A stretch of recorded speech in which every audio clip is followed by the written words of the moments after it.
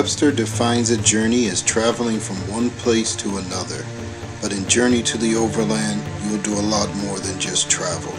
From the moment your character leaves his hometown, you'll begin to experience the encounters and adventures that could only take place in Journey to the Overland. Whether you're new to fantasy gaming or an old role-playing veteran, you'll feel right at home, yet uncomfortably new to the world of Overland. Far more than a board game, but not quite role-playing, Journey to the Overland combines the best elements of each.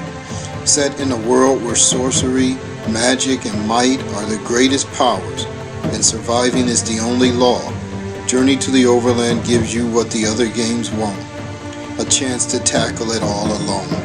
With its unique encounter cards, various scenarios, and extensive use of non-playing characters, you have everything you need to enjoy hours of travels and adventures. But the only way to truly appreciate the commitment and dedication that went into this game is to grab your favorite figure, grab the dice, and start playing. Welcome to a way of gaming you will never leave, because once you begin it, there's no returning from. A journey to the Overland.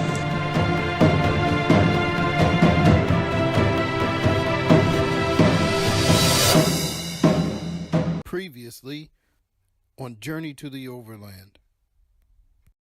After an unusual encounter with an orc assassin claiming he wanted to join the party of Maverick and Eli, Maverick reluctantly declines the orc's offer, and he and Eli finally enter King's Castle. After obtaining some much-needed rest and resupplying, Maverick's NPC comrade Eli obtains news and information in the town of a plot to murder the king's young son, Prince Argyle. Resolved to save the prince and earn the favor of the crown, Maverick and Eli secretly follow Prince Argyle, waiting to intercept the would-be murderers the moment they strike.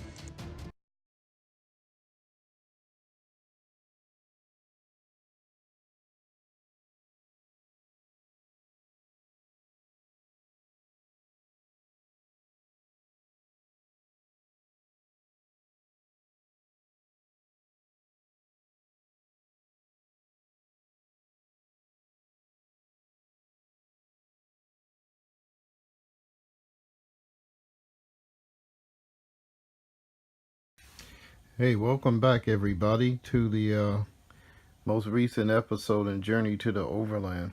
So it's been quite a while since I played a game. I think we kind of left off with a cliffhanger the last time we were here. I know I did the recap, but just to kind of show you where we're at on the map, this is the king's son, Argyle, who's in King's Castle. I have no idea where he's about to go or where he is heading.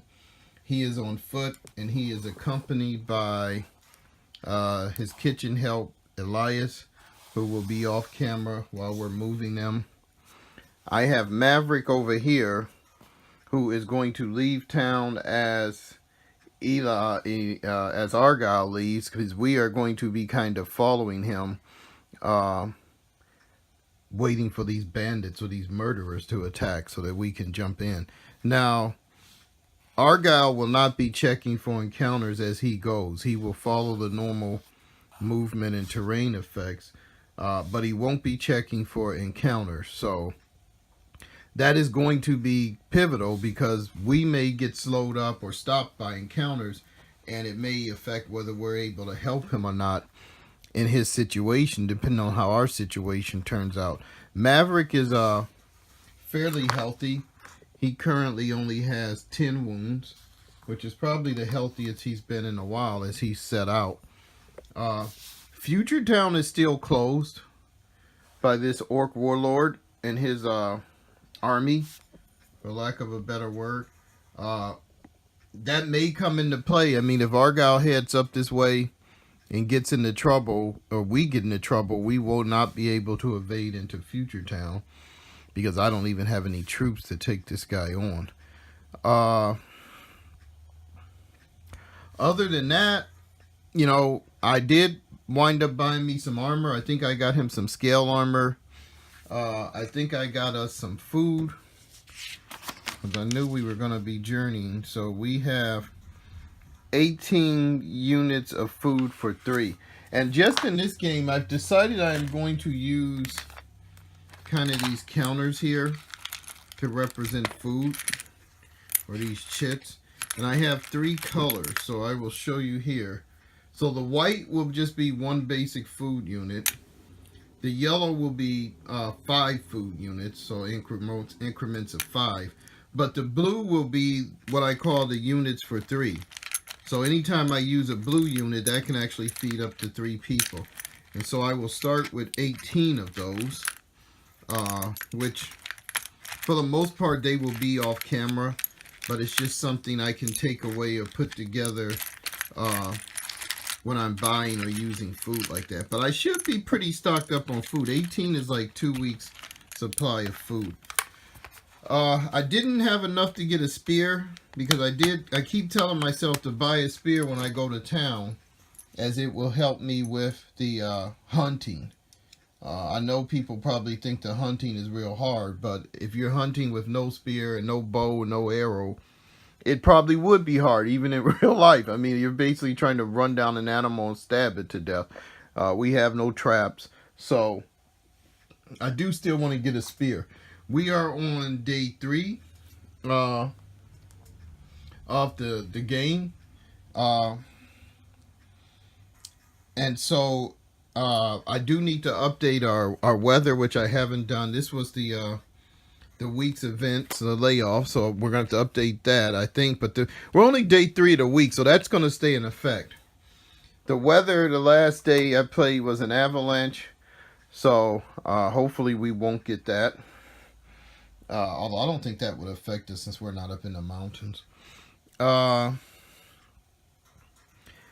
other than that, I'm going to pull the weather card. Argyle is going to travel regardless. I mean, unless, he can't travel because he doesn't have high boots or whatever. I have to look at his possessions to see what he's bringing with him. But if he travels, we have to travel, or we could lose track of him. I mean, obviously, we have to stay within reach to be able to help him and assist in that fight or that combat when it occurs. If we're not, then we're basically, we're basically done as far as trying to do a service to the crown. Other than that, I think that is kind of the most of the updates from the last game. I've got plenty of dice. I've got my pencil, and I'm ready to go.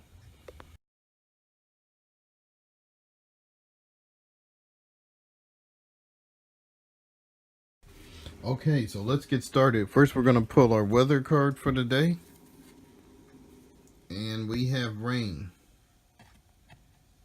Characters traveling on foot without high boots, -1 from their movement. Subtract 10 from their ability score during any combat. So, I don't know if I ever bought high boots. Let me check. Let me check here. I don't see where I have high boots. I have a lantern and mountain rope. Eli does not have high boots, so he'd have to -1 too. Let me check with Argyle and them to see if they have high boots or if they're going to be traveling in the rain without them. Let me see here.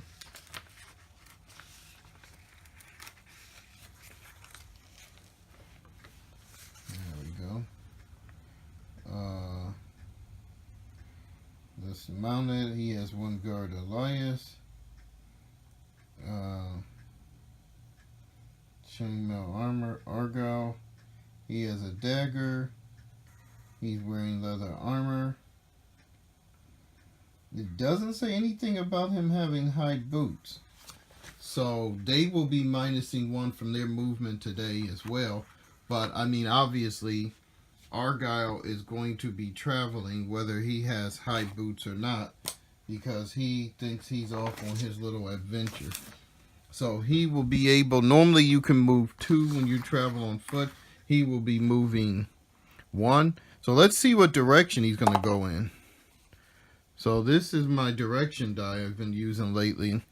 is north. If you don't have one of these, there's a thing in the game how you can rule. So north would be straight up, which that is not bad. So he's going to go 1 here, which would take him straight up there. We can also follow him. So we are going to travel. We need to check for an encounter in open land. I'm going to be using these today. I will use the black as my 10 die. I think there's a 75% chance of an encounter in open land. 78? Is that a 7? Yeah, so I have no encounter. That is nice. That is exactly what I wanted. I did not want to be in a situation where I had an encounter. So we are going to move right here. I'm going to put Eli off to the side. So he does not know that we are following him, obviously.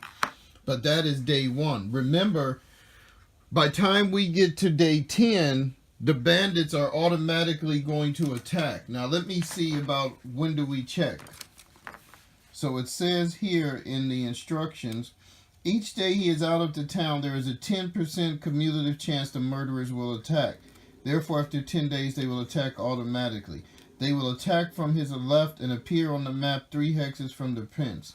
There's 6 of them. Then it tells you about the leader. So today there's only a 10% chance that they will attack. So we will roll again to see. 26. Whoa, that was close, but they do not attack. Let me get this off the map. So that is going to end day 1. So fortunately, we've made it out of the castle. We're kind of right behind him, and things are going good.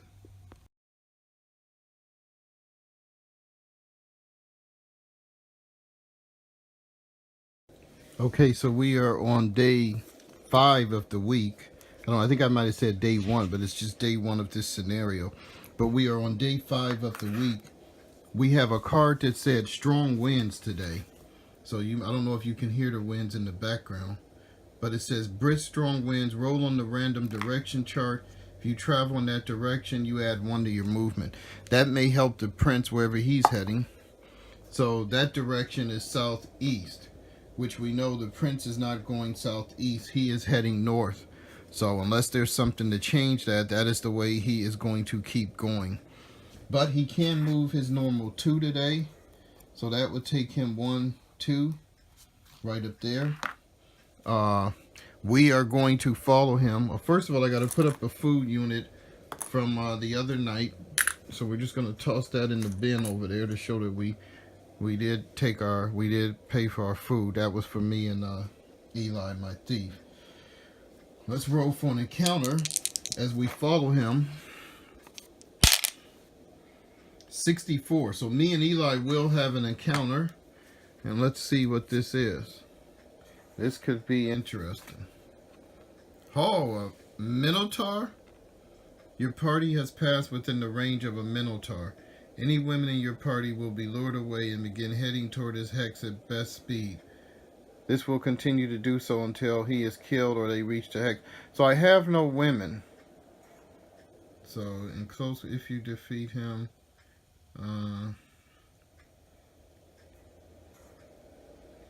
so now this doesn't say anything. It just talks about in close combat he will attack with his hoofs, take his bow away. Any attack with the bow is considered a magical attack regardless of the arrows used. So I don't have any women, or that effect would be automatic. But I'm trying to figure out whether I should roll on the NPC reaction table. But it says if you or any men accompany them, he will attack you with his enchanted bow as soon as you come within bow range. If more than one male, make a random check for who he will target at each attack. Then it talks about the women being there. So it doesn't really say that I have to make a roll on the NPC reaction table because he is 6 hectares away. So this is basically just something, if you had any women in your party, this thing would lure them off and they'd have to start following him. But because we don't have any women, I'm just going to end that encounter.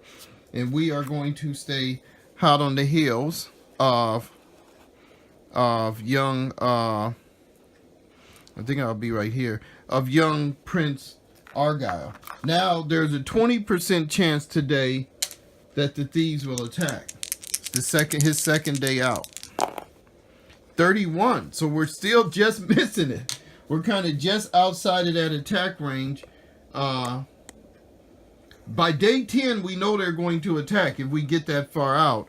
So I guess we don't have to worry about that, but we will see. He is going to have to stop at this river tomorrow, so that will slow him down a bit as he continues to head north. And then once he gets here, I will roll to see which direction he goes in from there if we have not encountered the thieves yet.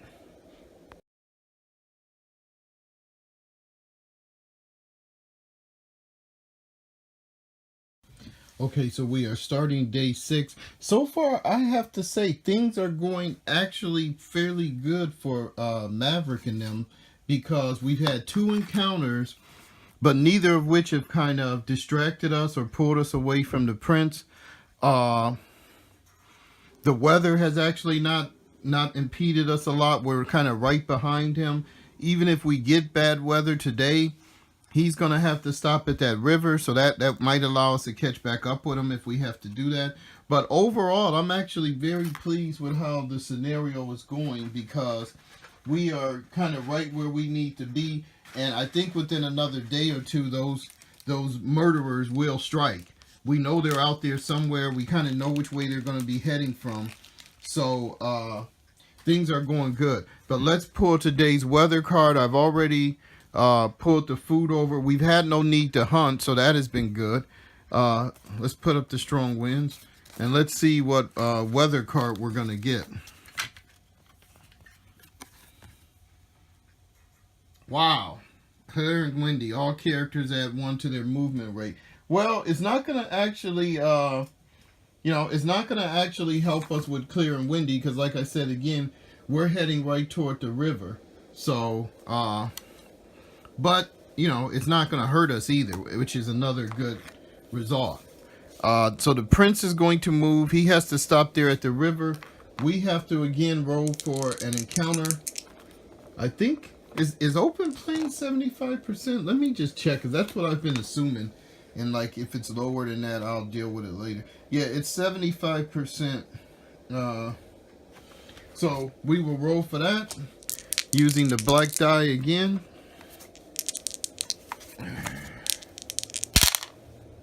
$95. Yes, no encounter. This is going perfectly.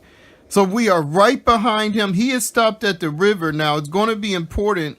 I don't want to have to stop at the river again, so I am going to move to this side of him. We're going to kind of move just off to his east. We've been following to him from the south, but this way we are stopped at the river as well. So we can cross tomorrow when he crosses tomorrow. But we will ditch another food unit, so we will have that out of the way. The weather is resolved. And let's see if the bandits are going to strike. Today is his 3rd day out. So there is a 30% chance that they will strike today. Right? Let me check this. Let me make sure. It's the 3rd day. Is it a 3rd day out? We started with day 4. Alright, let me see, it's a little out of order. I've been keeping it in my journal. So day 4 would have been the 1st day. Day 5 would have been the 2nd day. And day 6, which is today, is the 3rd day. So there's still only a 30% chance that they will show up today. But let's see. 60 something. So they're not going to show up again today. So the prince, I don't know what kind of adventures he's having, but so far he has not run into these murderers. They must be waiting for him to get well outside of the castle before they strike.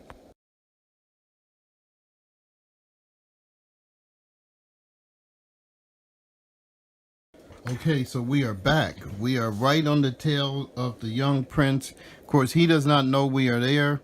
This is day 7 of... This is day 7 for me of week 34. This is the... I think I'm going to do this. So what I did here is I put the X's to show how many days I've been on this encounter with him. So I know this is day 7 that we're in now, which would be 1, 2, 3, the 4th day of him being out. So there's going to be a 40% chance today, you know, if nothing else happens. But this is the 4th day. Let's see what the weather is like. Yesterday was windy. Hurricanes. So this actually does not affect us at all again. So that is actually pretty nice again. The Prince is going to continue to move north. Now this hex is kind of mixed between forest and open lands. So I am not going to make him roll for getting lost. But as he goes to enter this forest hex, he would have to roll to see if he gets lost, if he continues to go into the forest that way. He does move 2. So we're going into the forest from open land. Let's see what the percent chance of getting lost is. Because this could be huge, because if we lose track of him because he gets lost, or we get lost, then we're basically done. We would not be able to help him if they attack. This is the scary part about doing something like this. I mean, it's not straightforward. You know, you're trying to help the kid, but and it said he's going north, so I have to continue to go that way until he cannot go that way. What is the percent chance of getting lost going from open land to forest? I hope it's not that much or that high. I'm looking on my cheat sheets from Cheatography. I see the percent encounter table. All right, let me look in the rule book. This is not good news though. This is what worries me is I think he's gonna run out here and get lost, wind up 8 or 9 hexes away from us, and then we're not going to be able to help them. And of course, they'll strike as soon as that happens. You know, for all I know, the thieves are actually, or the murderers are actually watching us and maybe waiting for something like that to happen so that they can strike without us being able to help him.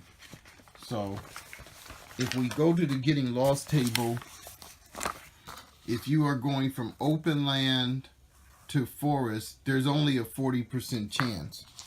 But we will see. This is going to be interesting. 44. So the young kid did not get lost. And that is good because we will not have to check for getting lost because I'm going to follow this route right here. So he is going to be up there. But I can kind of go right through here. And so I won't have to check for getting lost with him. At least not today. Now there is a clip of a mountain up here. And then the forest goes there, but I will wait to see which way he is going to go because I'm actually going to go here and here. But before I can move, I have to check for an encounter. We're still in open land, which is still 75%. So far, I have been doing pretty well with those. Oh, 74. Woo! We just had one, but we will see what this is. I hope it's nothing major. Kavar Far, 75% warrior and a local hero in Overland, and has been known to lend his aid to people in need. Kavar has a home 10 hexes from here in a random direction. He has 50 days supply of food, 2 Mustang horses, and 2 suits of Absorb 15 maximum absorb plate armor. If he joins you, you can use his possessions and his home as needed. So we have to roll on the NPC reaction table to see what happens with this guy. Hopefully, he does not attack us. He would be an excellent character to have as a NPC comrade. Oh, 13. That is not a good result. I can guarantee you guys, that is not a good result. All day I've been rolling pretty good. And I finally bust that 1 on that black die. Oh, and I don't have anything to allow me to re-roll that. Oh, man. Oh, man. I know that's an attack. I just have to see how many rounds of combat he fights or does he fight to the death. NPC is hostile. They will attack and fight for 4 rounds of combat. So we are going to have to get past this guy to get to the prince. The good news is it's only 4 rounds of combat. Okay, so I've selected a miniature to be Kavar Far, which is this guy here. Now, unfortunately, he thinks he's the hero, you know, but actually this is my story, and there's only room for one hero in my story, which is going to be me, or Maverick. So let's see what the card says, just to set this up. He is adjacent to us, so we don't have to worry about like whether who moves first or how he closes in on combat, which I've showed you guys that. Now, I also have Eli with me, who would technically be in my same hex. He is a warrior, but I am a fighter. So the first thing we're going to do is see if his warrior skill is going to be available. He's 75%, so I doubt if he will not have his skill. So his warrior skill is available. Let's check for my fighter skill, which I think my fighter skill is 67%, and it's available. So it's going to be a fighter versus a warrior. Now the interesting thing is normally a warrior does not get to strike twice in combat. But if he is fighting 2 different opponents, he can actually strike both of them once. So that is going to help him. It says warriors may strike 2 opponents in 1 turn, but cannot strike 1 opponent twice in 1 turn. It says he must pass a skill check, which he did. So as a fighter, though, I always strike first. I think that's correct. I did not want to fight this guy, but you know, I would much rather have had him join us, but I had a terrible roll on the NPC reaction table. I don't know, maybe it's because I'm traveling with a thief that people just tend to want to attack me. Strike up to 2 opponents, do an additional -5 when I'm not fighting alone. Do not suffer negative modifiers.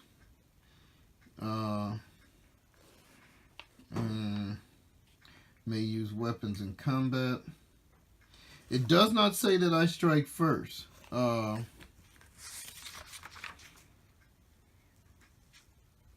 me see if it says if he strikes first. He is a warrior, so maybe he gets that benefit.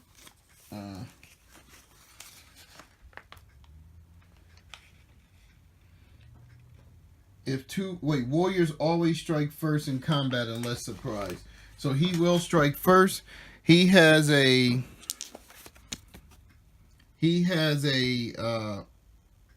ability score of 74. He has a +12 broadsword that does -10 damage. He has a shield.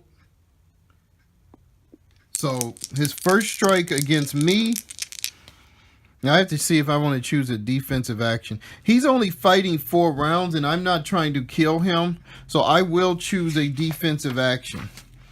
So his first strike against me, he would have an 84%. I'm going to roll for my defensive action. I am using a broadsword as well, which can be used for offense and defense. So that will give me a +10 to this roll. So that's 13. That's what I rolled. I get +10 for my broadsword, so that would be 23 that he would subtract from his strike. So he is at 86, +12 broadsword. So that's 86 minus 20 is 66 minus 3. He has a modified of 63% chance of hitting me. And he rolled a 53, so he still hit. So the broadsword does -10 damage. I did buy scale armor before I left, which absorbs 7 of that. Maximum absorb of 28. So we take 7 from 28. That puts my armor down to 21. But I also get 3 wounds because the armor only absorbs 7 out of 10. So that puts my wounds up to 13.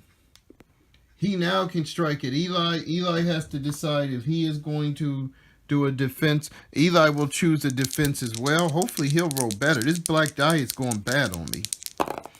Oh, Eli rolled a 93. So I mean, the Cavar Far only has a 1% chance of hitting him. You always have a 1% chance, which he did not get. So that was beautiful. That was beautiful. So Eli took no damage. Now it is my turn to strike. Oh, I don't get to strike because I did a defensive action. And Eli doesn't get to strike because he did a defensive action. So that takes us to round 2 of the combat. Now, you have to remember that if you choose a defensive action, your defense is applied during your opponent's attack. But during your turn, you don't get to attack. If you strike first, then you don't attack. You just do your defense, and then you give the attack to the other person. So remember that. You can only choose a defensive action though every other round of combat. So I could not choose one this turn. Unless you have a special skill that allows you to do otherwise. So he will attack again. Now, I could set this up on the optional combat table, and then me and Eli could be trying to move around him or position him to get better strikes. I don't feel like setting that up. I've done that in some other videos. You know, if you want to do that, there's a way you can kind of take it off the map and do that. It's a little more interesting. It does help you if you have a very powerful person. If we were fighting to the death with this guy, I would do that. But this is only 4 rounds of combat. This is the second round. You know, I've received some damage, but I'm not really in too much damage. But so I'm going to leave it like this. Now, I could always switch it to that mode, but I'm not going to do it just yet. So he will strike at me. This time I can't do a defense or anything. So he's at 86%. 0-2. So that's definitely a hit. That would be another 10 damage from me. Again, I have the 7 armor. So that takes my armor from 21 to 14. I really wanted this armor to be saved for the murderers. And of course, I didn't want to take a bunch of hits, but now I have 16 wounds. And your wounds can climb very quickly in this game, unfortunately. He will attack Eli, who can't do a defense this time. Oh, he rolled a 96, so Eli is not hurt. My fighter skill, this is actually my first time attacking this guy. I am up to 87. My broadsword is plus 10. Which would put me at 97 with no modifiers. So that definitely took him out. So he is wearing maximum absorb 15, maximum 60 armor. So that is not going to get through his armor. It's 12 damage. Which all his armor will absorb all of that. But it puts his armor down to 48. Eli is going to attack. I think Eli, is he still using a dagger or what? Eli has a plus 7 long knife, minus 6 damage, and a dagger. So you can always use a dagger with any other weapon. 2 separate rolls though. So his ability is 56. The long knife would put him at a 63. He passed. The dagger puts him at 59. And he passed. So that is actually 9 points of damage, all of which is absorbed by his armor. But his armor is now down to 39. So that was actually a very successful round of combat. Now, he has a shield, which he could use. Normally, if they get wounded to half their endurance, they will start doing a defensive action every other round, if they have one. But he is not going to use the shield just yet, or defense yet, because we are now on round 3. We can actually choose defensive actions again now. So it's his strike. I am going to choose a defensive action. So I will see what I get. 51 plus 10 from my broadsword puts me at 61. He has an 86 minus 61. That gives him only a 25% chance of hitting me this round. He missed. Eli's going to choose a defensive action. Eli only rolled a 26. So he has 86 minus 26. That leaves him with a 60% chance of hitting Eli. Come on. Eli's been very lucky so far. But it says, what did I say? He had a 60% he rolled. So he does hit Eli. Dang. And Eli has no armor. His broadsword does minus 10 damage. So that's going to give Eli 10 wounds. He had no wounds up until now. But he has no armor. And his endurance is 63, so that will put it at 53. Now, again, we don't get to attack because we defend it. But that puts us to round 4. And now this will be the last round. He will make his attack again. Like I said, we don't get to defend, I mean. So he attacks me with 86. He's not wounded or suffering any other modifiers that I'm aware of. Where's my, let me see my combat modifiers table. Just to make sure.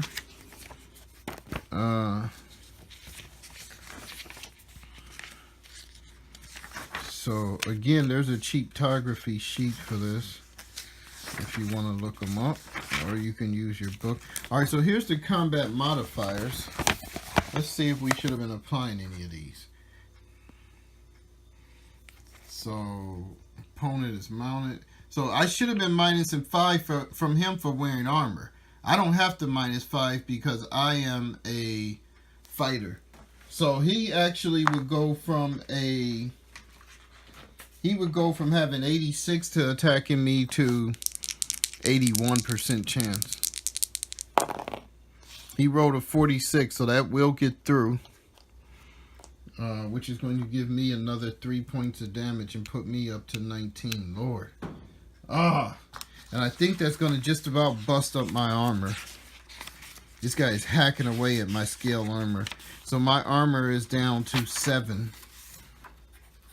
He's going to attack Eli. He has 81. And he hit with a 74. So Eli takes another full 10 points of damage. Oh, crap. Eli has 20 wounds. Now, we could attack him, after which he would automatically leave or try to leave unless we wanted to pursue him. I don't think we're obviously not going to kill him this round. He still has his armor,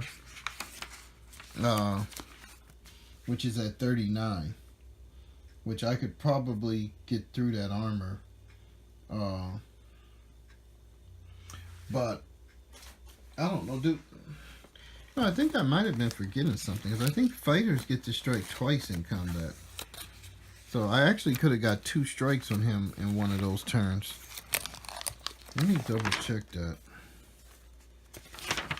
Because that could have been interesting, because at this point I'm wondering if we shouldn't just take him out and take his armor and his gold for even bothering me. It can strike 2 opponents in 1 round of combat or 1 opponent twice. Yeah, I could have been striking him twice. Which I've only attacked him once. The other 2 I've done defenses. So I could hit him twice this turn, which would probably just about bust up his armor. If Eli scores attacks, it would definitely bust up his armor. And then his endurance is only 70 from that point. So, but it still would not kill him. And then we'd have to decide to pursue him instead of pursuing the prince in order to try to catch him and take him out. Yeah, so we're not going to do anything. I'm going to just let the combat end. This guy is going to go away after those 4 rounds of combat. And then we can take our move for the day. And we will have to assess where we are at, because we are still following the prince too. So we're going to go there. But we're kind of, next turn we'd have to roll for getting lost. Let's see, though, if the bandits show up. Now, that would be a heck of a thing, wouldn't it, if the bandits show up tonight after that combat? But in a way, I kind of hope they do, because I do not want to risk getting lost and losing track of the prince. judging by our card here, 10, 20, 30, there's a 40% chance that they will show up today. So let's see what happens. Oh my goodness. I rolled a 57. All those ones I rolled during combat in my encounter, and now I rolled another 57. The bandits are not going to show up again today. I don't know where they're at, or the murderers, or whatever they're called. I don't know where they're at, but this is getting frustrating. Now things are starting to look precarious. But that is going to end the day. We got to take a food item, me and Eli. We're going to have to put the weather card up. I think that actually ends 2 more weeks of play, too. But I will check all that in a minute, and we'll be back.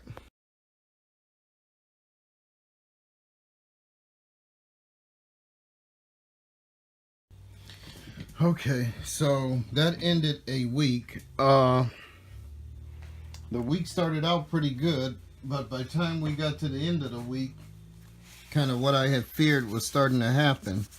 Me and Eli were taking damage in combat. You know, we're coming up on terrain where we could get lost, or the prince could get lost from us. The weather so far has not really been a problem, but it could have been better. But we will see. Those bandits are going to strike soon. I mean, I think today is his 5th day out. So it will be a 50% chance that they will strike today. Let's see what the weekly event card is. The layouts are over with. Let's see here. Riots. So anyone traveling this, oh my goodness, has a chance of encountering rioters. No one will be allowed to enter or exit King's Castle. 3,000 new and station them at the castle for this week. Wow. So that means if we travel at all this week, we're probably going to encounter rioters. Of course, the prince doesn't have to worry about that, but we do. Well, actually, I don't know. I think the prince may have to worry about that, because that is not an encounter. That is an event. And it says anyone traveling this week could encounter rioters. So the prince and them could actually encounter rioters. And then we could encounter rioters. So I have to think about this, whether I'm going to apply this to the prince and what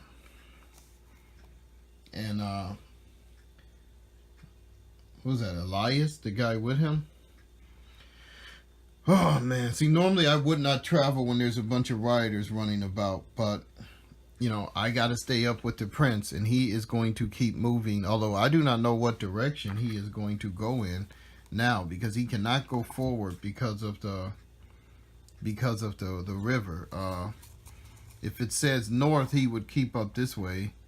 This would be north or northeast. This would be east, west, well no, south, west. So, and he can't go north. There's no way to go northwest. But what I have to decide is whether or not he is going to have to deal with rioters if he's traveling as well. So let me think. Okay, I am back. I was just thinking, man, I love this game. Right when you think it's right when you think it's kind of programmed, it throws a hitch in there that makes you have to think. And any good solo game should do that. It should be an exercise in you know, your mind. It should stimulate your thinking and your scenarios and all of that. But the decision I've made is I am not going to check for riots for the prince, because basically this card says encountering rioters. So since that is an encounter and the prince and them are not checking for encounters while they're moving, then I'm not going to check for that encounter either. There are some cards that say, you know, that you might pull a character that's moving, and it will tell you the character, the NPC, should check for encounters. Since it did not say that in this plot, I'm not going to require him to check for encounters. Of course, me and Eli are probably going to have to deal with a bunch of rioters, but Fortunately for the prince, he won't.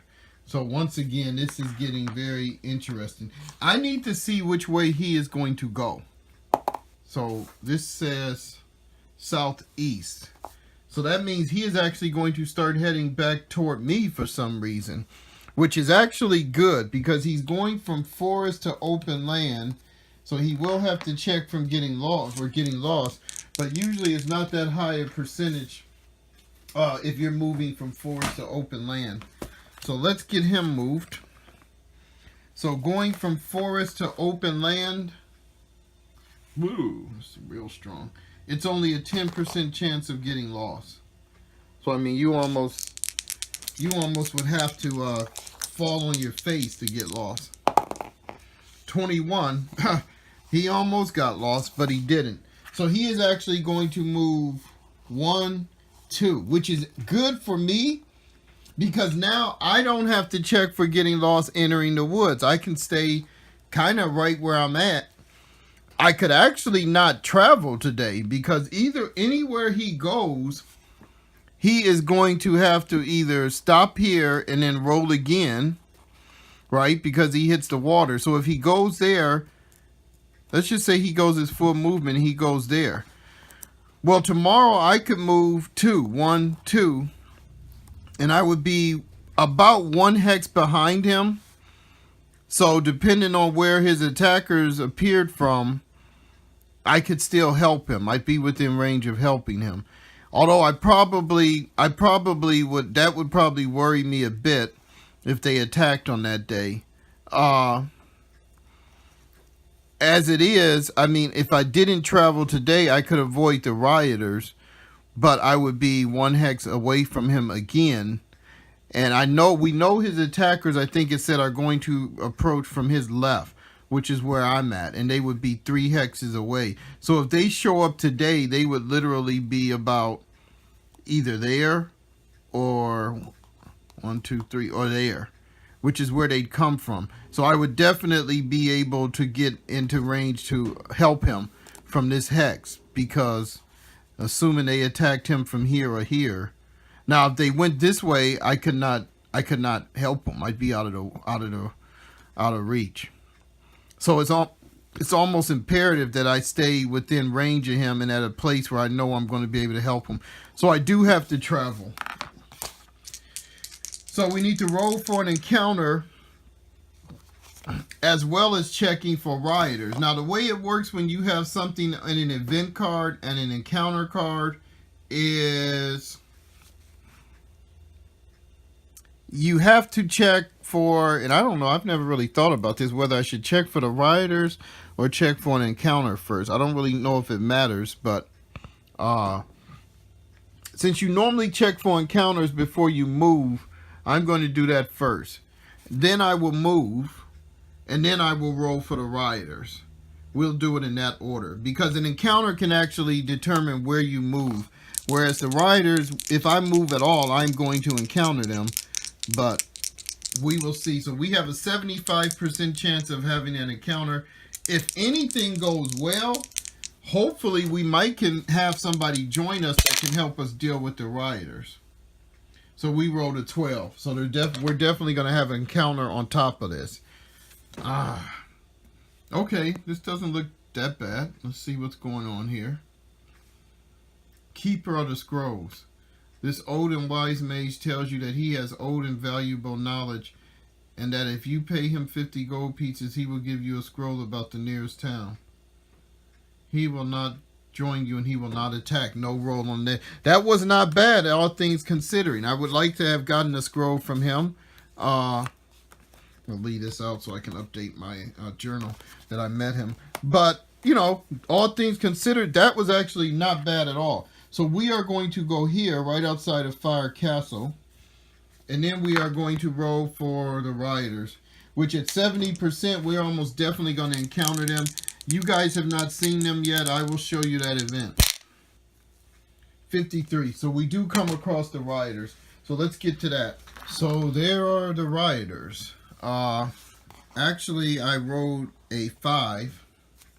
So I think we only encountered 5, but I thought this base of figures looked cool. even though it has 6. We're only going to be facing 5 of them. Now, rioters are in the rule book under rioters, and it says you have encountered an angry mob of rioters. You can either turn over all your wealth and possessions to the mob or fight them in combat. All right, first of all, I'm not giving them all my wealth and possessions. That's not going to happen. I'm not giving a bunch of rioters all of my stuff. Roll 1d10 die for how many rioters you encounter. So I rolled a 5. Then it says each is level 1, muscle 65, endurance 67. So they have a pretty good endurance. They have no gold. They only have clubs. So that's good. The mob is 2 inches. That should be 2 hexes. So I corrected that. From you in a random direction and will attack you in combat when they get adjacent to you. So 2 inch hexes away means that you have a chance of using a missile weapon. So whenever you encounter somebody that's not adjacent to you in combat and they have to close on you, it simply means that as they're closing in those rounds of combat, you can use missile weapons. So if it says they're 6 hexes away and they attack you and they move at a rate of 2, you'd actually have 3 rounds of combat to use your missile weapons while they close in on you. So you would not be limited by the movement rate for that day. So it would not take somebody 6 hexes away 3 days to reach you in combat. They will move at their normal rate each round of combat until they make contact or you start to run. If you start to run, then it switches back to the regular map, and of course you would it might take them 3 days to catch you, or you could get 10 hexes away from them. So you got to look at that, because say you encounter a group of people that are 6 hexes away, you can evade. And if you evade, you would get your normal 2. That puts them 8. And according to the rules, if you get 10 hexes or more in front of somebody, you slip them. You get them to slip and they stop pursuing you. But if you don't do that, then each round they close. So anyway, they're going to start 2 hexes in a random direction. Let's roll to see which way they're coming from. I just put that up for looks. So they will be coming from the east. Not that that makes a big difference, but it would be this way, right? But we got the prints over there. So for the time being, I'm going to leave them there. Again, that would make a difference if I was going to evade, knowing that they're coming from the east. So then maybe I'd go this way to put distance behind me. But for this case, it's not going to make a difference. The next thing we look at. If you decide to surrender all your possessions, they will take them and leave without attacking. All right, that's not happening. The rioters will pursue you if you attempt to escape or evade. So see, I just covered that. They will keep pursuing you until they are in range to strike or you enter a town or castle. Now that's kind of different, because normally they would stop pursuing you when they got 10 hexes away. This one says they will just keep pursuing you. The rioters are not mounted and do not check for encounters. See, and that's what I was talking about earlier, where it will tell you sometimes if they check for encounters while they're pursuing you, but it says they don't. That being said, we are going to have to fight them, me and Eli. This is a big bunch of rioters. So, and there is nothing about them fighting for 4 rounds of combat, which means unless we surrender and give up all our stuff, we are going to have to kill all 5 of them. And, you know, that is not going to be easy. This is going to be a bloodbath. Okay, so to get this started, I forgot I hadn't put the weather card for today, which came up as ice. Which basically said all characters traveling on animals or special vehicles will slide 2 hexes. We're not on an animal or a special vehicle. And even if you get this car, you can simply decide not to ride your animal or vehicle that day. And then you wouldn't have to check for sliding or getting lost. I was trying to see if the weather might affect their strikes. I have it set up like this. There's 5 of them. Their ability score is, what did I say their ability score was? Is 60. So they're not slouches. I mean, these are regular townsfolk who are pissed. They get 60 plus their club, so they would be at 64% each. And the club only does -4 damage, but when you have 5 people welling on you, that could add up real quick. So this is going to be my strategy to deal with this mob. I get 2 strikes in combat. Eli actually gets 2 with his dagger. So I think what we are going to do, instead of taking different people, we are going to gang up on one person at a time to eventually get that person to half their endurance, where they start getting like a -20 modifier, and also to cut down the mob, right? Because if I can cut the mob down, then they will have less of an opportunity to gang up on us. I have to roll for my fighter skill, which Lord knows I need that to kick in. Oh, crap. Oh, my goodness. I rolled a 76. Which means I won't be able to use my fighter skill this game, this combat. And that's something you do have to do. That's the way skills work. They're not automatic. It's just some combats you're on your game and some combats you're not. And so for whatever reason, I will not be able to use my fighter skill in this combat. And that was a bad result. So now instead of being able to strike twice or 2 of different opponents, I can only get 1 strike, which is going to cut the time, double the amount of time it takes to whittle these guys down. Daggone it. Let me look at my card and see if I have anything else I can use. Okay, so I'm going to roll and see if Eli's thief skill kicks in. He's 45% thief. This might not come up. So his thief skill does kick in. I rolled 23%. That's important because I'm thinking he has an ability where he can steal 1 item from a character. And what I am thinking of is having him steal these guys' clubs. There's 1, 2, 3, 4, 5. If we steal their clubs, then they have to fist fight. And what is their muscle score? I think their muscle score is a lot lower. Than their ability. Their muscle is 65. It's the same score, but in a fist fight, how much damage would they do with a 65 muscle score? Right, so there's a thing called fist fighting, which we have not really had or seen in this game. But you got to think, when you're playing a game like this, man, you got to use everything to your advantage. So really, in a fist fight, if your muscle score is 65, they'd only do 3 damage. So that would reduce it by 1, which is not a lot, but it could reduce it by, 4 times 5 is 20. 3 times 5 is 15. The amount of damage they could do each round. So first I'm going to see if Eli can steal their club. So we'll do the first guy, and he has to make a thief skill check, but it's 45% for each person.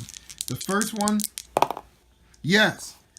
The second one, yes. The third one, yes. Ho ho ho. The fourth one, no. The fifth one, no.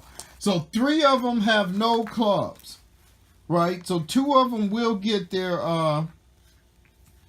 2 of them will get their clubs, but 3 of them now can only fist fight us because Eli basically snatched their clubs while they weren't looking, and rioting, and threw them off into the the dirt or something.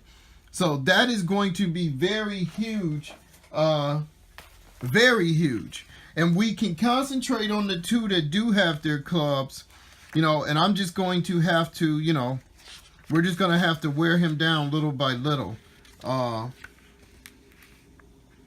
me see where it talks about fist fighting. Why don't we take a look at that? Okay, so before we do this, I want to clear up one thing because the rules are a little confusing with regards to fist fights.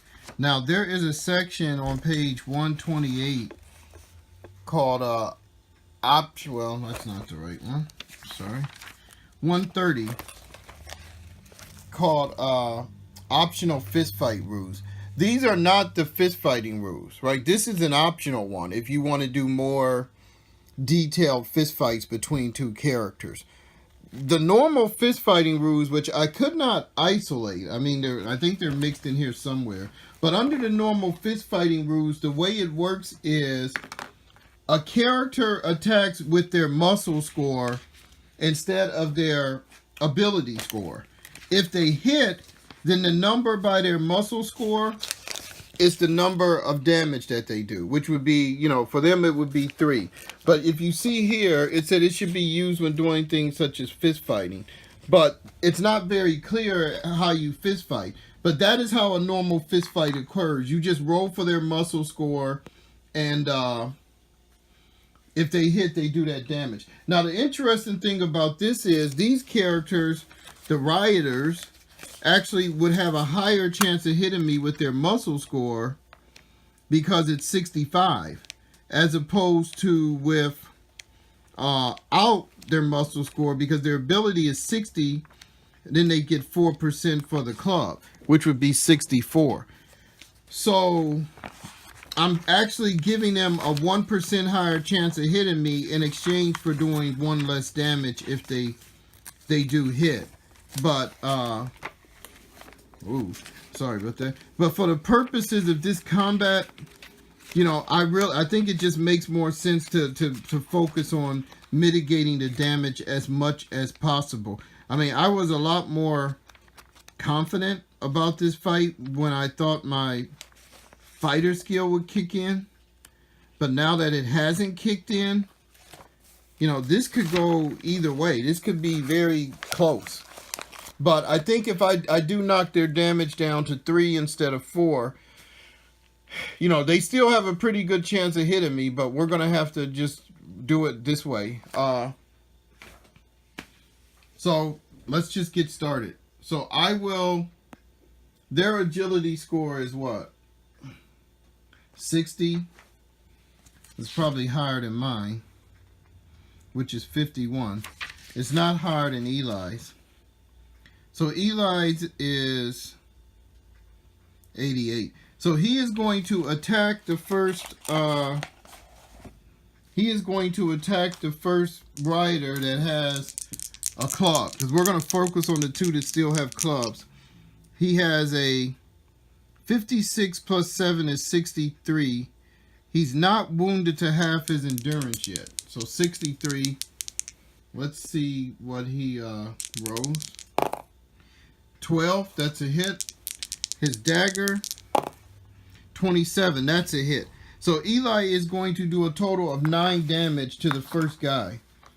So that will put him down to 56. I am going to attack him again without my fighter skill, but my ability is still 87, and I have a broadsword which is 97. I'm still wearing armor, so I minus 5 for that, which would put me at 95, 92. Now, if you get a permanent increase from a skill, like my fighter skill gave me a permanent 10 to my endurance and my excuse me, I gotta subtract this 12 damage I just did to this guy, to my endurance and my ability score. You do not have to roll every time for those, and you don't lose them if your fighter skill does not kick in. That's permanent, right? It's not contingent on your fighter skill kicking in. All right, so me and Eli have done our attacks. We've managed to get one of them down to 44 wounds. So the first rioter will attack. He has a 64. He's using a club.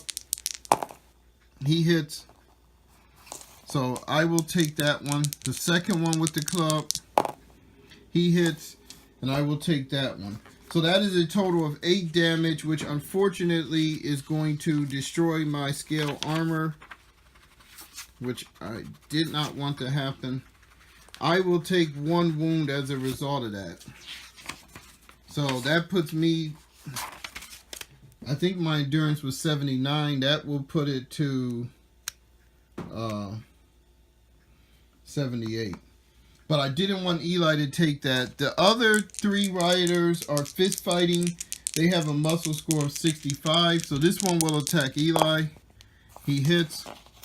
The next one will attack Eli. He misses. And then the last one I will, let me see, does Eli have any armor? No. Well, the last one I'll have attack Eli.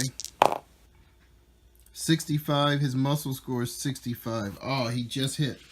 So Eli is going to take a total of 6 wounds, which puts him at 26 wounds. We have not had a chance to rest, folks.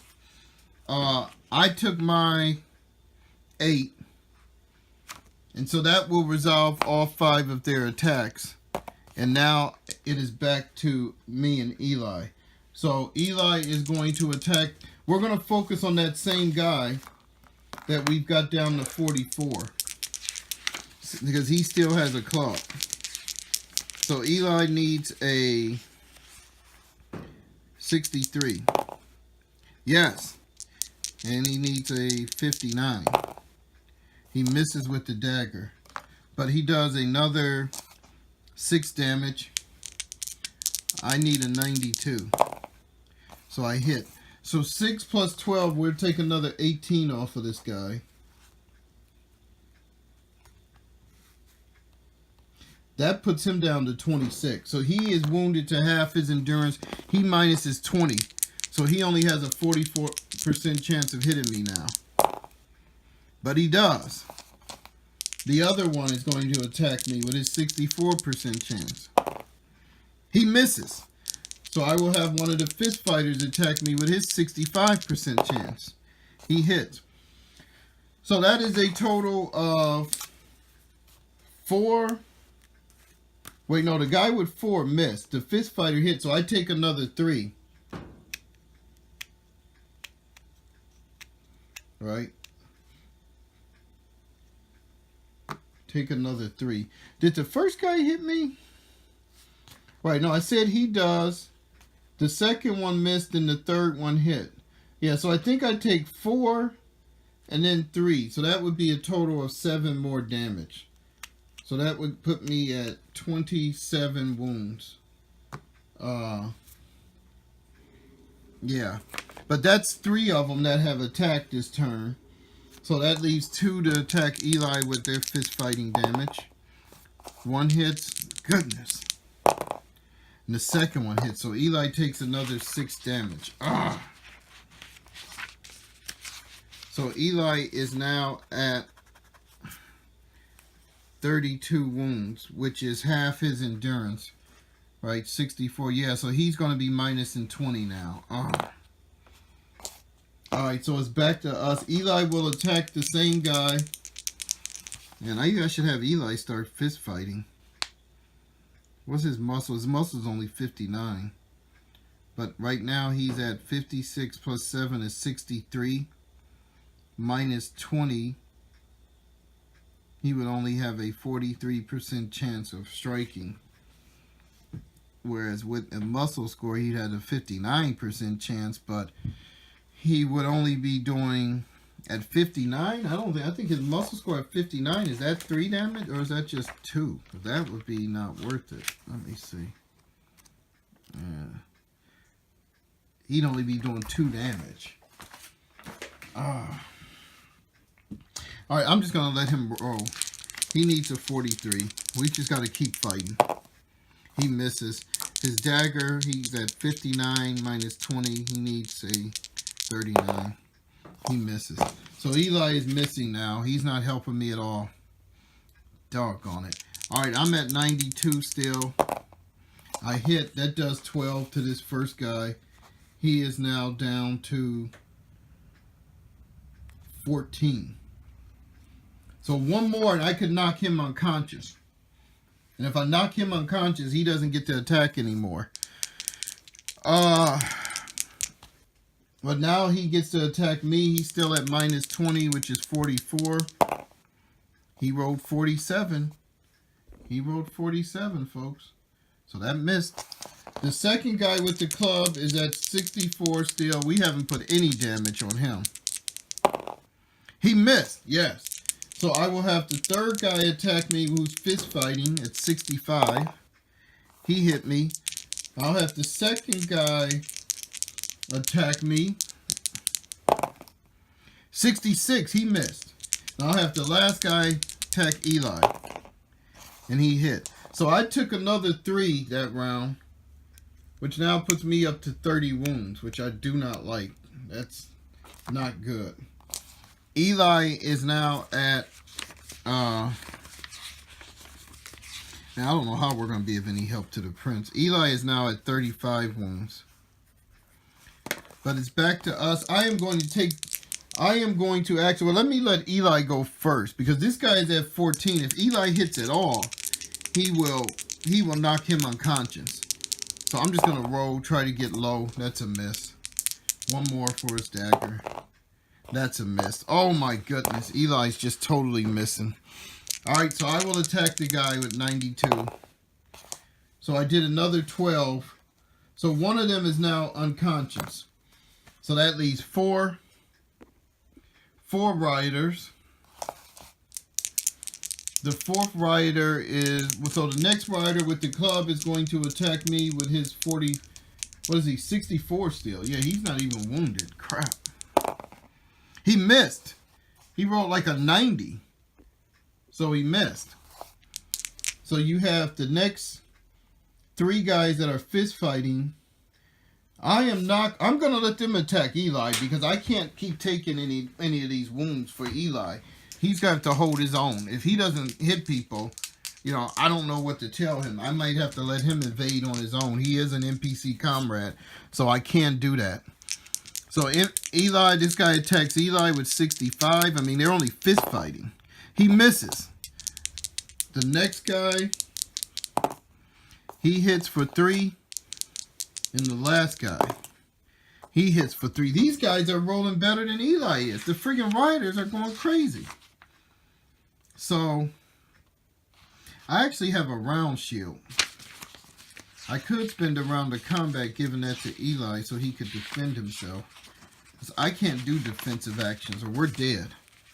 But I don't want to spend a round of combat to hand it to him either, because that would waste my turn. So Eli took 3. So that puts him at 38. I don't have anything. I don't know what I can do with Eli. It's got to be a way to help him. You know what? I'm going to see if he can steal this other guy's club with his thief skill. That's the only thing he seems to roll well with. 48. He just missed it. Although that would have been good if he was attacking. So let him do his attack. Maybe he'll roll low now. He's at 56. Plus 3 for the long knife. I mean, plus 7 is 63. Minus 20 for being wounded to half his endurance. So that's 43. Nothing. 39. Nothing. Oh my lord. This guy, Eli, hasn't hit anybody in 4 or 5 rounds of combat. Alright, so I will hit the guy that still has a friggin' club. 64, that hits. So that puts 12 on him, which puts him down to 55. But he's not even wounded to half his endurance.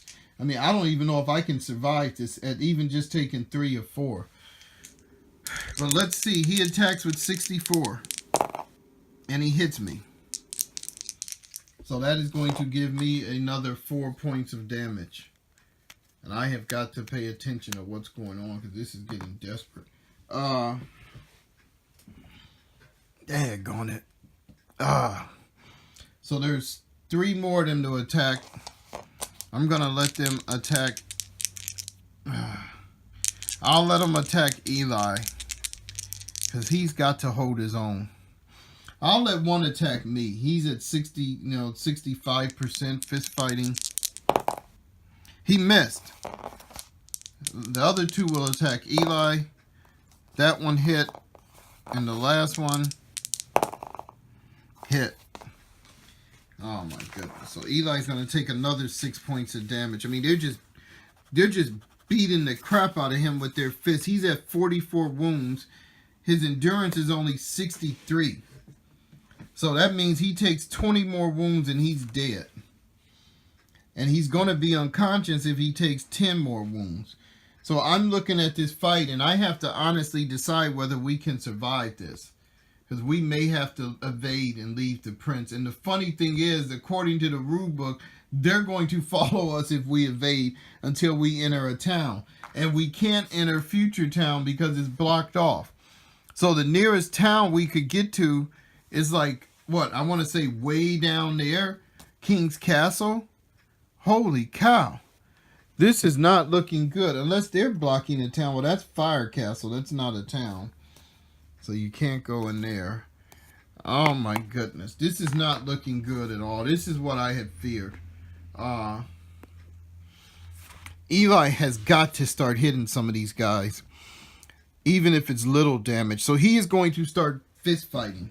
First, he will roll to try to take this last guy's club. He doesn't do that. He is going to fist fight and try to hit this guy with the club. He has a 59% with that. So maybe that will start him. Because if their 3 points is adding up, his 3 points should add up. 30. So he did hit with the fist fight, finally. So that will take 3 off of this guy, put him down to 52. I will now attack him. My broadsword. That hits, obviously. Take another 12. That puts him at 40. So his endurance is 67. So he has 27 wounds, but it's not quite enough yet to make him have to suffer minus 20. So he is at 64 still. And he hits me. The next guy is at 65, fist fighting. He hits me. The next guy is at 65, fist fighting. And he hits me. Holy cow. So I just took 4, 5, 6, 7, 10 wounds. And there's still one more guy left that has to attack Eli. Oh, it's 65. He rolled a 66, so he did miss Eli. Oh my goodness. Now I'm in jeopardy. I'm at 44 wounds out of a total of 98. So what is, am I at half my endurance? I think I take one more wound and I'll be half my endurance minus in 20, which probably won't affect me as much, but I'm at 54. My endurance is now at 54. So I'm not at half of it yet. Half of 98 is 2. Goes into 9 4 times. Which is 8 with 1 left over, which is 9 left over. So I need 49 wounds to be half my endurance. This guy that's still here is at 40. I mean, I'm only doing 1 strike per turn. So the most I can do to this guy is going to be 12. He'd start to be at half his endurance. But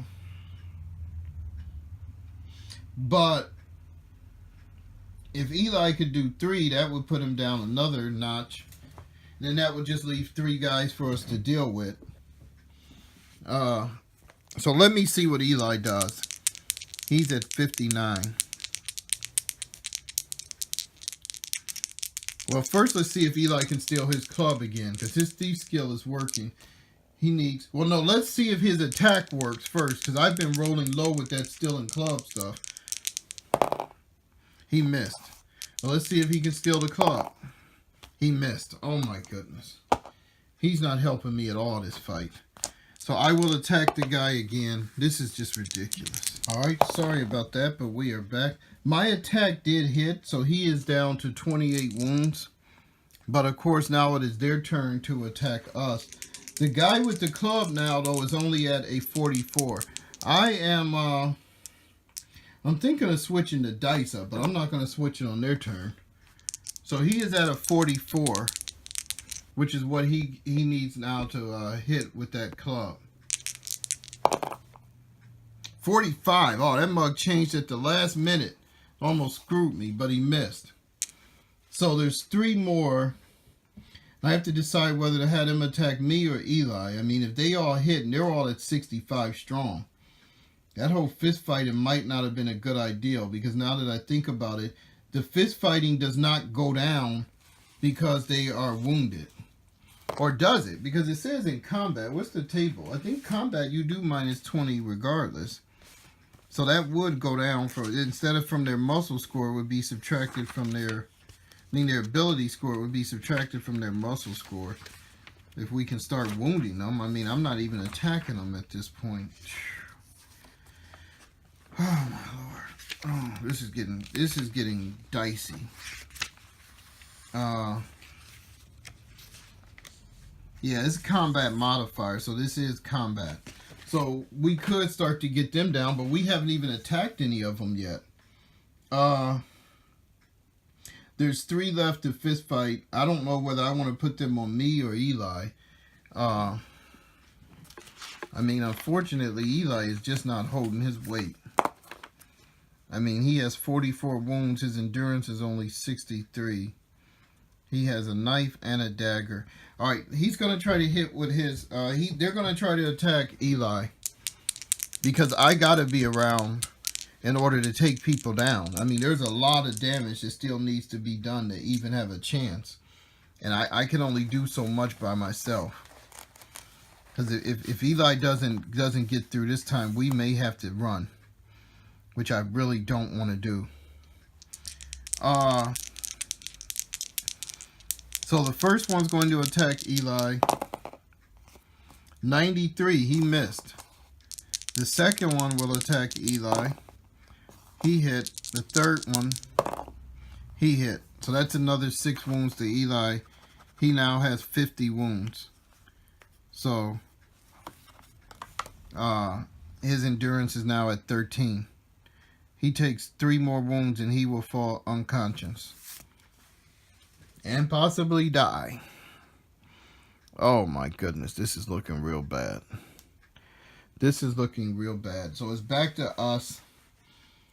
Heck, the guy with the club is still around. Oh my goodness. I think we're going to have to evade. I think it's just come to that point that there's no way we are going to whittle these guys down. My fighter skill not kicking in has really doomed us. My best hope is to evade, to hopefully and hopefully when they follow us, because they will get a free strike when we move, hopefully they will miss with that. But then the good thing would be if they do catch us and we get back into another combat, I can roll for my fighter skill again, and maybe it will kick in that combat, and then I can maybe start doing some real damage. But the way this is going, Eli's going to be dead, and then I will be dead shortly after him. There's just too many of them. Right, there's just too many of them. Okay, so I've made a hard decision, and that decision is that me and Eli are going to flee. Now, I've tried to work this out very precisely because this could depend on life and death. What I want to do is flee, but put myself in a position when I roll for the bandits tonight or the murderers, that if they attack, I can still take part in that fight and help the prince. If I die in that fight, fine. I mean, I knew when I set out on this that there was a chance I'd die. So I don't have a problem with that. But it's going to be dicey because Eli is now wounded to almost falling unconscious. So if any of them strike at him and hit, he would actually fall unconscious. So he would not be available for the fight. On the other hand, if I let them attack me and any of them actually hit me, that could put me very close to, half my endurance, in which case I might not even be of any use in that fight. I did look at the murderers again, and they are formidable. They are mounted. So we are all going to be suffering a modifier against mounted opponents, and we are not mounted. Right, but I don't mind going out in that fight. That would be epic. I mean, unfortunately, I've lost my armor. My sidekick is just about dead. But, you know, we would have Elias, who's a fighter himself. Hopefully his fighter skill would kick in. Oh my Lord, that would be real bad if that didn't happen. But he's a fighter himself. I think he's actually wearing armor. So he could strike two of them. I could strike two of them. I mean, it would be a heck of a battle. Even little Argyle would have to join in. But I don't know. I can either just sell the farm, and me and Eli could make a break for King's Harbor, which technically is a town. There's nothing you can do there, but it's a town. So that would end them pursuing us.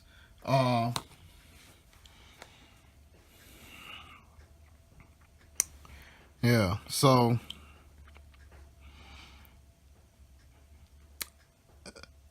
let's just see what happens. Maybe the murderers won't show up tonight, and then we'll decide what we're gonna do. So we are going to flee 1, 2 to there.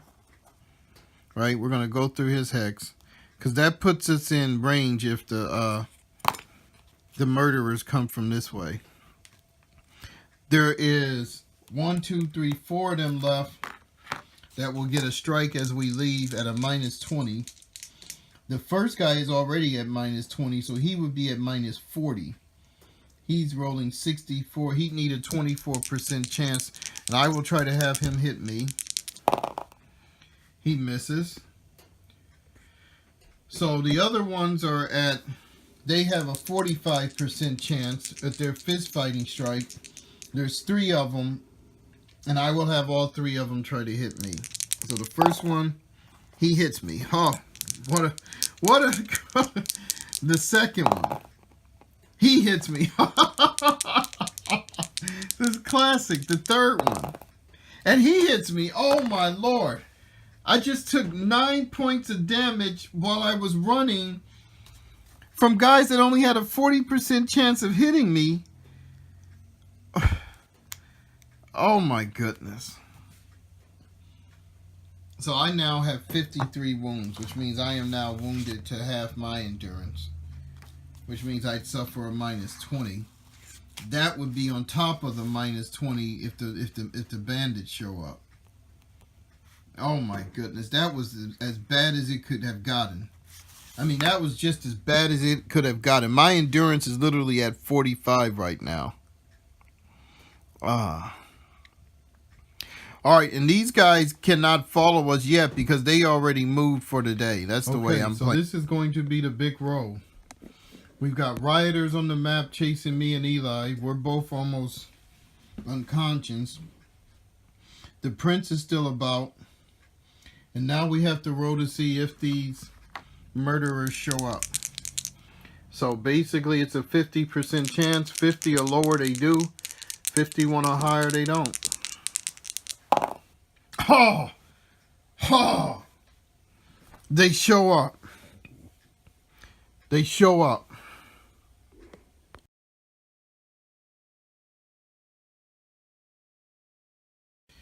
Well, this is what it's come down to. The murderers have struck. The prince and Elias are now aware that they've been followed. Me and Eli, who were going to help them, are severely depleted. You know, and I really have to wonder if we might not be more of a hindrance than a help at this point. But, you know, at the same time, you know, I don't want to leave them on their own. So the first thing we're going to do for this combat is let's just take a look at the combatants. I kind of wrote out in cards who we got. So there's 6 bandits. You have 5 murderers. You have 5 of them who are ability 55 plus 7 spear would put them at 62. They all have endurance 60. Good thing is they have no armor. But, you know, 5 times 5, they could be delivering up to 25 points of damage per round, which would add up quickly, even for Elias, who has good armor. This is their leader. He actually has a broadsword, which can do 10 damage. His endurance is 80. He's actually wearing leather armor, so he has about 25 points in wounds that his armor can absorb. On the other side of that, we have Elias, who is a 55% fighter. He's got a broadsword. It's doing pretty hefty damage at 14. He's got decent armor. Well, better than decent. He's got good armor that can absorb 85 points. Argyle, the young prince, has good armor, which 80. This is custom-made armor. Leather armor normally doesn't go that high. But he's only got a dagger, so he's not really going to be doing much damage to anyone. I have right now 53 wounds out of a total of 98. So, I mean, I'd say I'm about 30 wounds from falling unconscious, which, you know, I could take all in one round of combat. I do have my broadsword. I don't know if my fighter skill is going to kick in this game, which was a problem last combat. The other thing is, one advantage is the murderers are not going to be focusing on me and Eli, because we are not the ones they're after. They're going to be focusing on Elias and the prince, right? Because those are the ones they are here to attack. So technically, if me and Eli fall unconscious and the Elias and the prince still win, you know, we can recover the next day, and you know, we'd be able to maybe be rewarded for at least having tried to help. The question is whether or not Elias and them, I mean, whether or not Argyle and Elias are going to stand and fight, or whether they are going to attempt to retreat, because there's so many of them. And that is going to depend on whether Elias's fighter skill kicks in. He has 55%. So I'm going to switch up the dice. I'm not taking any more chances with those black and red dice. They have went bad on me. So I'm going to use the green as the 10 die. Oh, so you can see that 86. His fighter skill is not going to kick in.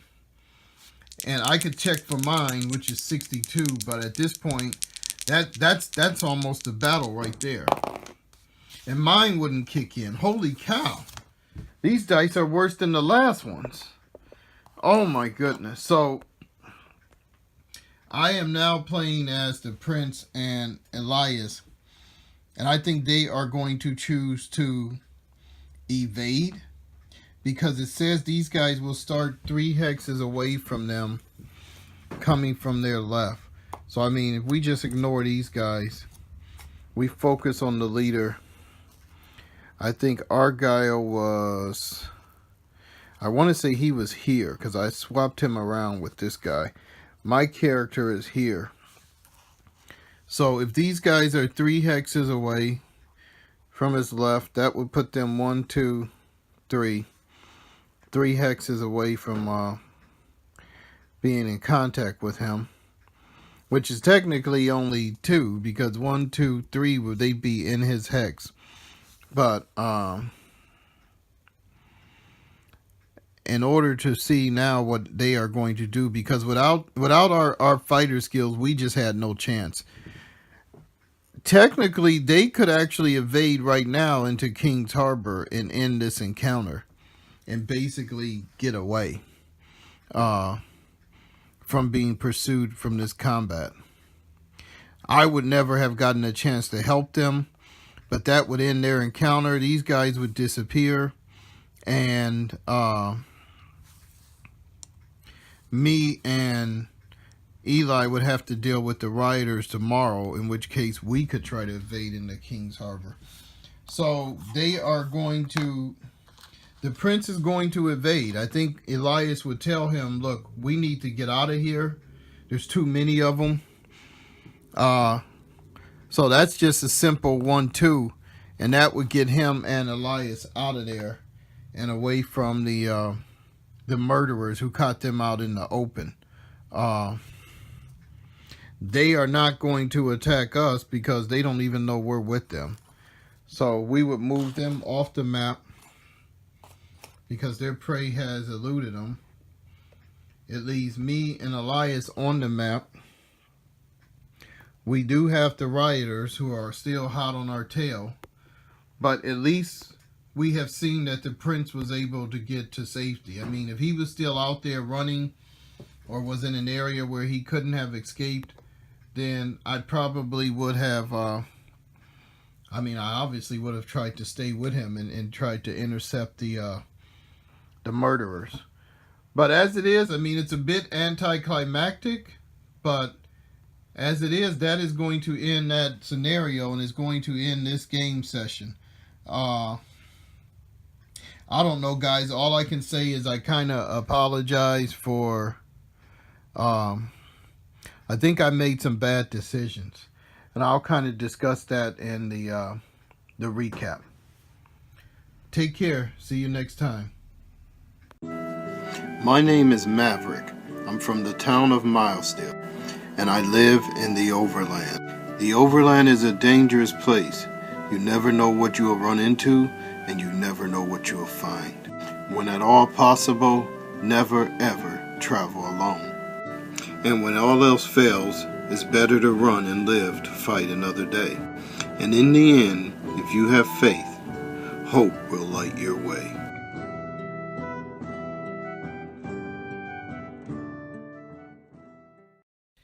Hey everybody, so if you hung around for the recap, I just wanted to give a little bit of my thoughts on the game, kind of go over some of the things I think I should have done differently, and maybe get your thoughts in the comments. First of all, I will say it was a very, very, very enjoyable game session, despite how I might have sounded at times.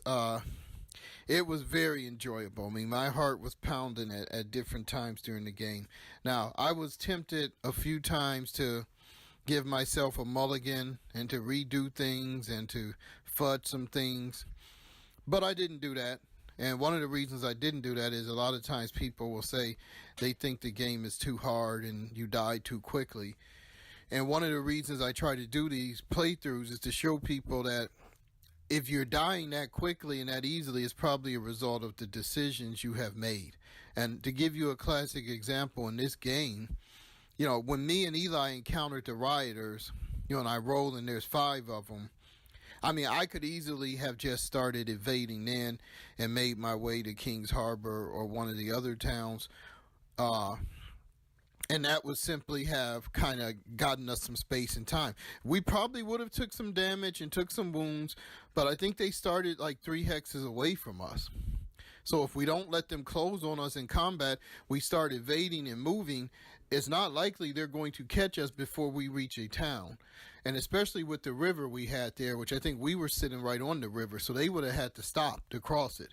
We could have crossed it the next day. So you got to think about stuff like that. But I was trying to hold on to the scenario with the prince. I didn't want to let that scenario go because that would have represented a great opportunity for my character and for the story. And that was basically what doomed me. I got to the point where I was so fixated on that scenario, I didn't do other things that would have made more common sense. Now, as it turns out, to be honest with you, I was prepared to die in that last battle. If my fighter skill had kicked in, if Elias's fighter skill has kicked in, he's the kitchen guard, I was going to play it out, right? That's why I put the miniatures out there, because we were going to fight it out to the end and see how it turned out. If Maverick died or fell, I was hoping Elias and them might still win. I could do enough damage to some of them that Elias and the prince could win, and then we would be revived and maybe get rewarded for having helped him win. But when my fighter skill didn't kick in and Elias's fighter skill didn't kick in, it only made logical sense that him and the prince would flee, since they had an area to flee to. Now, normally that would not have ended that scenario if he had not entered the town, right? Because we could have continued to flee with him, and if they caught up with the prince, we could have attacked them, or we could have intercepted them, right? And that's one of the things I love about playing the game on the map, is it allows you to play things like that out. So we could have intercepted them, and me and Eli could have took them on ourselves at that point, right?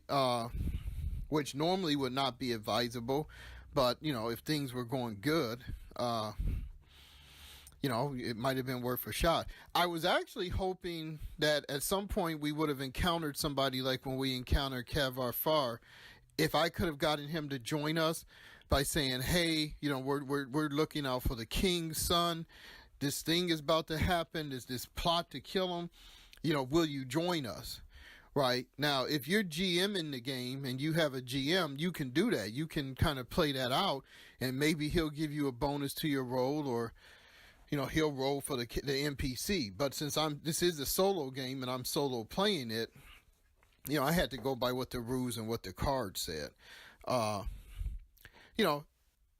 thing you got to realize with any solo game is at some point you got to make your own logical decisions. So, rules cannot cover everything in a solo game. I mean, that's why it's solo. At a certain point, you just have to make the call. Like when I made the call that Elias and the prince would flee. I mean, that just made logical sense to me. And by his fighter skill not coming on, that kind of tells me he's not up to the fight. He's not feeling confident about the fight. So he would have liked to get the prince out of there, right? Instead of engaging in this big melee, with these well-armed, and outnumbered guys. But having said all of that, like I said again, it was a very enjoyable session, very interesting, enjoyable session. One thing I think I am going to do in the next session is I am going to probably add in some of the optional item cards. And these item cards are what were unlocked during the Kickstarter. They have not been published yet, but I do have a protocopy set, and I've been wanting to mix them in and play test them and see how they affect the game, because there's a lot of things that I wanted to do that I know is on some of them cards, like being able to re-roll on the NPC reaction table, or being able to re-roll whether you fail a skill check or something like that. So I probably will add them in next game. I may even